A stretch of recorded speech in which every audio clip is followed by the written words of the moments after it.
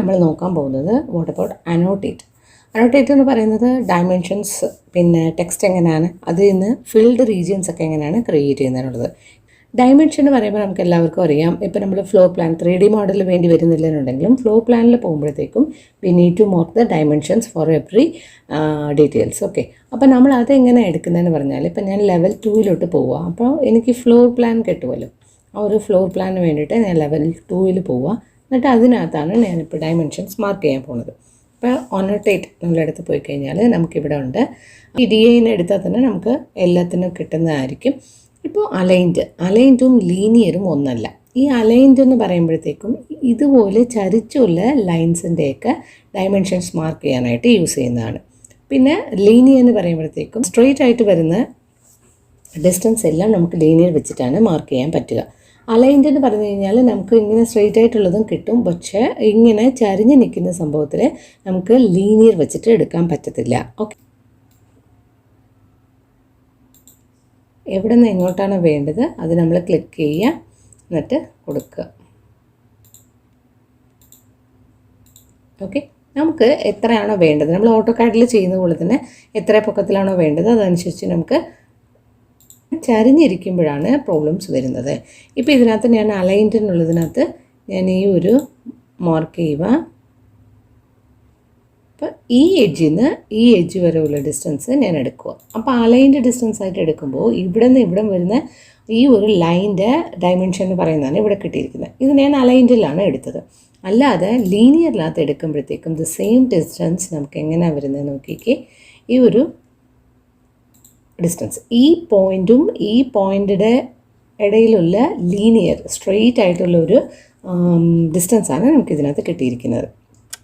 Otherwise നമുക്ക് ഈ point ഇവിടെ എടുത്തിട്ട് ഈ പോയിൻ്റ് ഇവിടെ എടുത്തിട്ട് ഇത് രണ്ടും തമ്മിലുള്ള ഡിഫറൻസ് ആയിരിക്കും അടുത്ത് നമുക്ക് കിട്ടാൻ പോകുന്നത്. ഇപ്പോൾ ലീനിയർ എടുക്കാം, ഇവിടെ എടുത്തു, ഇവിടെ നിന്ന് ഇവിടെ എടുത്തിട്ട് ഞാൻ ഈ ഒരു ഡയറക്ഷനിലോട്ട് കൊണ്ടുപോയി കഴിഞ്ഞാൽ കണ്ടോ നമുക്ക് ഇങ്ങനെയാണ് കിട്ടുന്നത്. ആക്ച്വലി ഈ ലൈൻ്റെ ലെന്താണ് നമുക്ക് കിട്ടേണ്ടതെന്നുണ്ടെങ്കിൽ we need to use for aligned.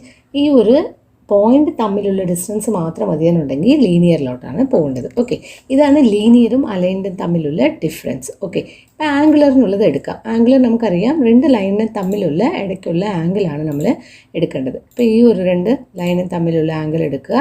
എന്നിട്ട് പിന്നെ റേഡിയൽ എന്ന് വരുമ്പോഴത്തേക്ക് നമുക്ക് സർക്കിളായിട്ടിരിക്കുന്ന എന്തെങ്കിലുമായിട്ട് റേഡിയസ് വരുന്നതാണ്. നമുക്ക് ഈ ഒരു പോർഷൻ എടുക്കാം. റേഡിയസ് 346 എന്നുള്ളതാണ് കാണിച്ചിരിക്കുന്നത്.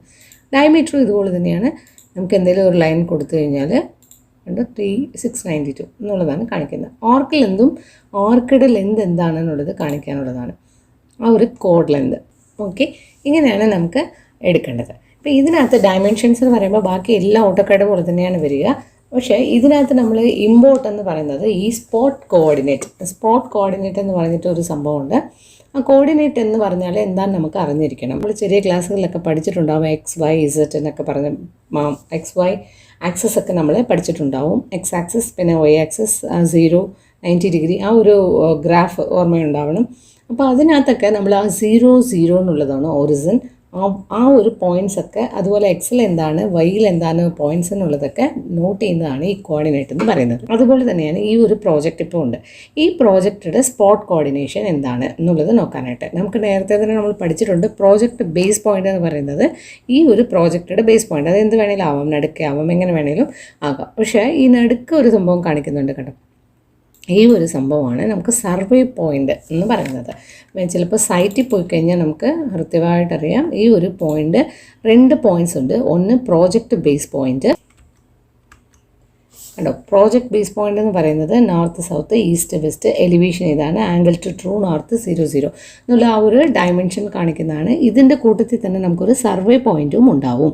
ആ ഒരു സർക്കിളിലിരിക്കുന്ന പ്രോജക്റ്റ് ബേസ് പോയിൻ്റ് ഈ ട്രയാങ്കിളിൽ കിടക്കുന്നതാണ് നമുക്ക് സർവേ പോയിൻ്റ് എന്ന് പറയുന്നത്. ആ ഒരു പോയിൻറ്റ്സ് ഒക്കെ ആയിട്ടാണ് നമുക്ക് നോട്ട് ചെയ്യുന്നതാണ് ഈ ഒരു സ്പോട്ട് കോർഡിനേറ്റ് എന്നുള്ളത് പറയുന്നത്.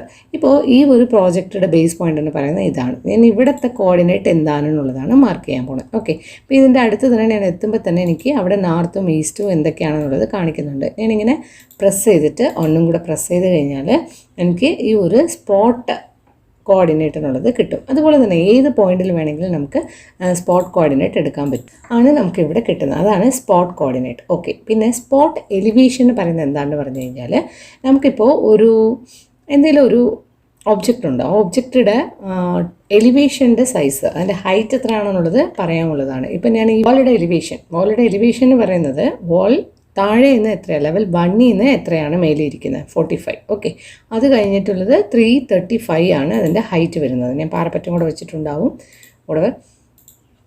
അപ്പോൾ അതെല്ലാം കൂടെ ചേർത്തിട്ടുള്ള ഒരു സ്പോട്ട് എലിവേഷനാണ് ഇവിടെ തന്നേക്കുന്നത്. ഈ ഒരു പ്രോജക്റ്റിൽ ഏത് ലെവലിൽ നിന്ന് ഏത് ലെവൽ വരെയാണ് ആ ഒരു എലിമെൻറ്റ് എക്സിസ്റ്റ് ആയിരിക്കുന്നത് എന്നുള്ളത് ഇൻ ബിറ്റ്വീൻ നമുക്ക് കാണിച്ചു കൊടുക്കുന്നുണ്ട്. ഇതാണ് സ്പോട്ട് എലിവേഷൻ എന്ന് പറയുന്നത്.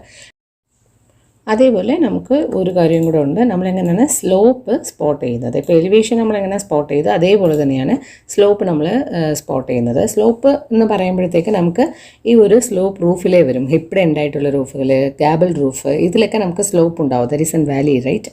അപ്പോൾ ആ ഒരു സ്ലോപ്പിൻ്റെ വാല്യൂവും കൂടെ നമുക്ക് മാർക്ക് ചെയ്യാൻ പറ്റും. പക്ഷേ നമുക്ക് ആ സ്ലോപ്പിയുടെ വാല്യൂ എടുക്കണമെന്നുണ്ടെങ്കിൽ ഇതിനകത്ത് ലെവൽ 2ൽ പറ്റത്തില്ല, ഒന്നെങ്കിൽ സൈറ്റിൽ പോകണം, അതർവൈസ് ലെവൽ 4 എവിടെയാണോ നമ്മുടെ ആ ഒരു സ്ലോപ്പ് റൂഫ് ഉള്ളത് അവിടെയായിട്ട് പോവുക. എന്നിട്ട് സ്പോട്ട് സ്ലോപ്പ് എന്നുള്ളത് നമ്മൾ സെലക്ട് ചെയ്യുക. സെലക്ട് ചെയ്തിട്ട് ഈ നടുക്കത്തെ റിഡ്ജിനെ ഞാൻ സെലക്ട് ചെയ്യുമ്പോൾ it says that no slope. Why? Because ridge എന്ന് പറയുന്നത് നമുക്ക് ഫ്ലാറ്റായിട്ടുണ്ടാവും, എല്ലാ റിഡ്ജിലും വേണമെങ്കിൽ പോകാം.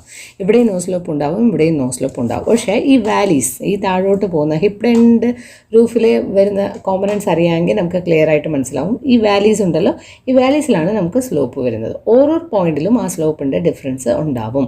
അപ്പം ഞാൻ ഈ ഒരു പോയിന്റ് ഞാൻ ക്ലിക്ക് ചെയ്യുകയാണെന്നുണ്ടെങ്കിൽ അതിൻ്റെ സ്ലോപ്പ് കണ്ടോ ഇങ്ങനെയാണ് കാണിച്ചിരിക്കുന്നത്. അതേപോലെ തന്നെ നമുക്ക് ഈ ഒരു ഏരിയയിലും നമുക്ക് എടുക്കാം. ഈ ഒരു ഏരിയയിൽ എടുക്കുകയാണെങ്കിൽ അതിനും കുറവായിരിക്കും. നോക്കാം,